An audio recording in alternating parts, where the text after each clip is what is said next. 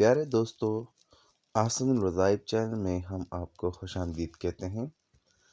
ہم آپ کے ساتھ غم اور بے چینی کو رفع کرنے کے لیے نبی کریم صلی اللہ علیہ وآلہ وسلم کی صحیح احادیث سے ایک دعا پیش کرتے ہیں۔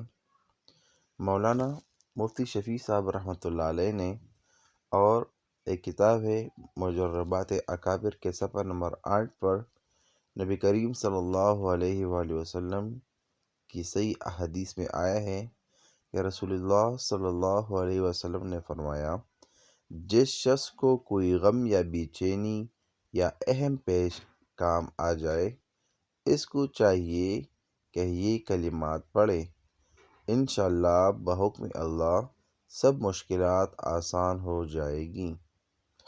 وہ کلمات یہ ہیں: لا الہ الا اللہ العظیم الحلیم، لا الہ الا اللہ رب العرش العظیم، لا الہ الا اللہ رب السماوات والارض ورب العرش الکریم۔ ایک دفعہ پھر ان کلمات کو سن لیں۔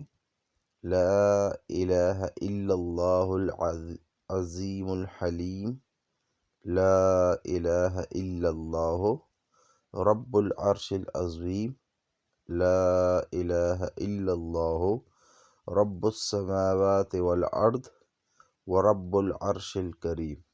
پیارے دوستو، اگر ہم ان دعا کو جب کوئی غم یا بے چینی یا اہم کام پیش آئے اور اس کو اپنا معمول بنا لے کہ جتنا بھی ہم سے ہو سکے اس کو پڑھ لے، تو انشاءاللہ رب کائنات سے، رب محمد سے امید رکھنی چاہیے کہ انشاءاللہ رب کریم ہمارے مسائل کو انشاءاللہ حل کریں گے۔